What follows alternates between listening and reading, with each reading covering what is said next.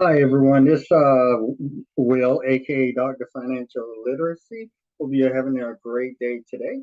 Want to continue today in looking at what it is using a biweekly paycheck to do velocity banking.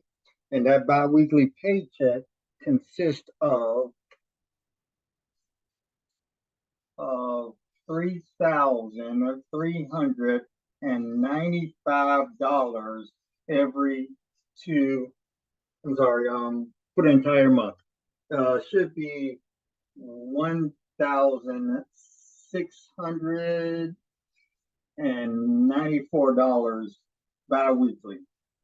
So I'm bringing home $1,694 bi-weekly, and I've been trying to run a bi-weekly attempt on doing velocity banking.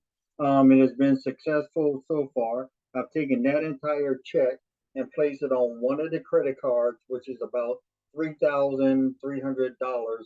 That made the first monthly payment, in theory, based on what the velocity banking advocates indicate, and I should increase my cash flow by $173. Now we have a few more days in this particular month, so I'll see if by just chunking my first biweekly check and then my second biweekly check onto the card, did it make a difference in paying the original monthly payment without me having to do the monthly payment. Now, some additional things that I wanted to go over and just bring you up to speed. My overall debt in beginning velocity banking starting in January of 2024, I had an overall debt of 346,000. Currently, that debt stands at $318,748. That has come as a result of two things. One, paying the debt using velocity banking with the idea that the payments are being made when I chunk in my wages, and I've done that on 3 or 4 credit cards. I've wiped out about 3 to 4 credit cards in general since starting velocity banking. So between what I originally started off with at $346,000 in debt, and now I'm down to 318. I removed myself as an authorized user on 2 credit cards. So some of this $27,000 has occurred as a result of coming off being an authorized user.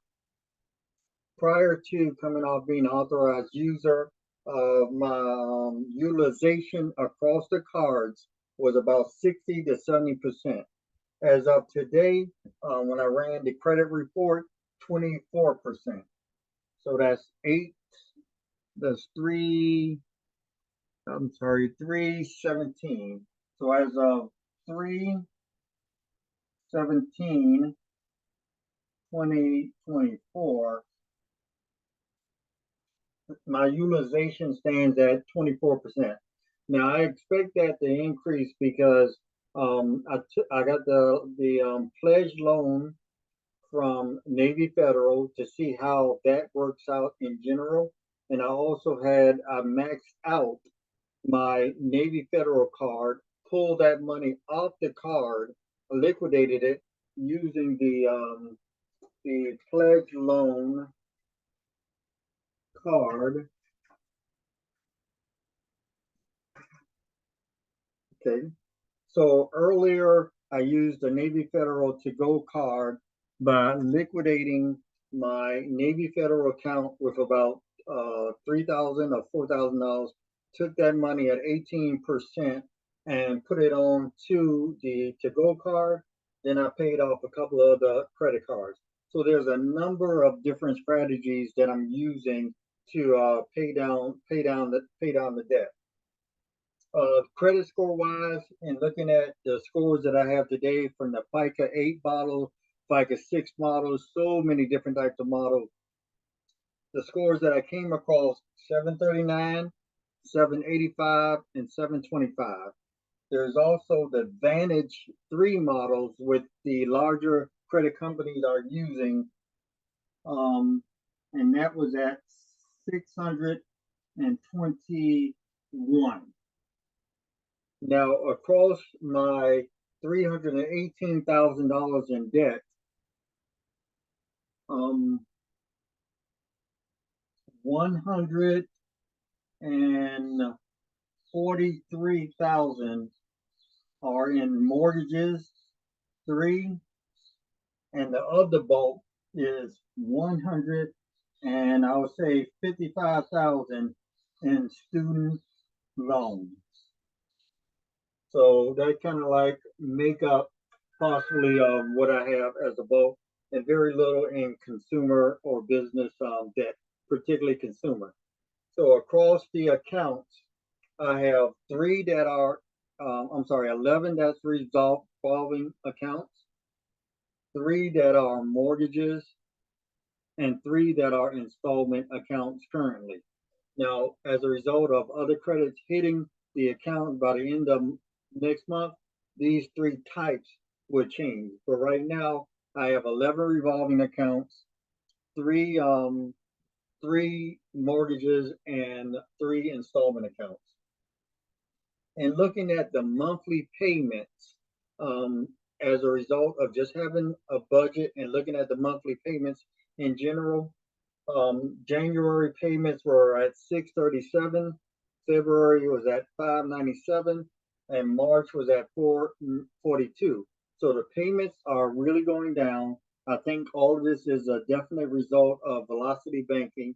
I was paying my bills, but I think Velocity Banking has really increased that with the idea of when you put that check in and it's larger than your monthly payment, then you're actually killing 2 birds with 1 stone, or you're increasing your cash flow.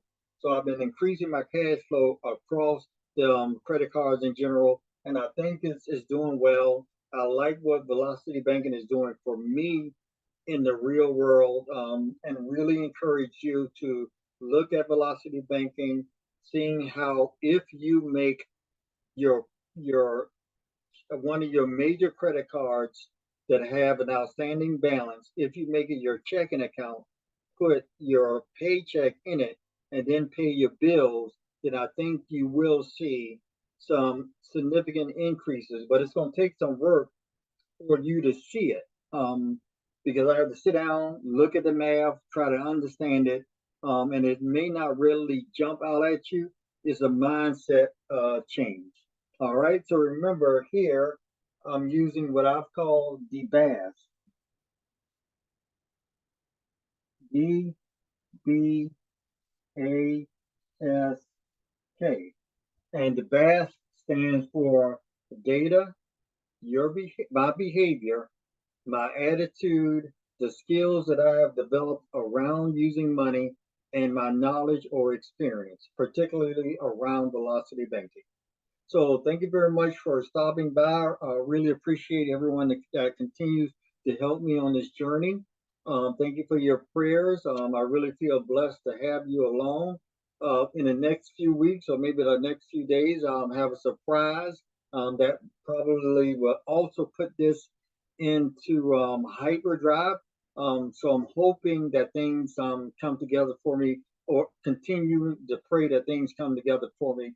I have reduced my overall debt. I have reduced my credit cards, and I'm going to try to keep along that path. So thank you very much for continuing to follow me. You have a great day. And if I can help you, please, you have my number. You have my email. Send me an email. Any comments that you have on the information and how I can improve, please leave it for me. Okay? Thank you very much. You have a great day.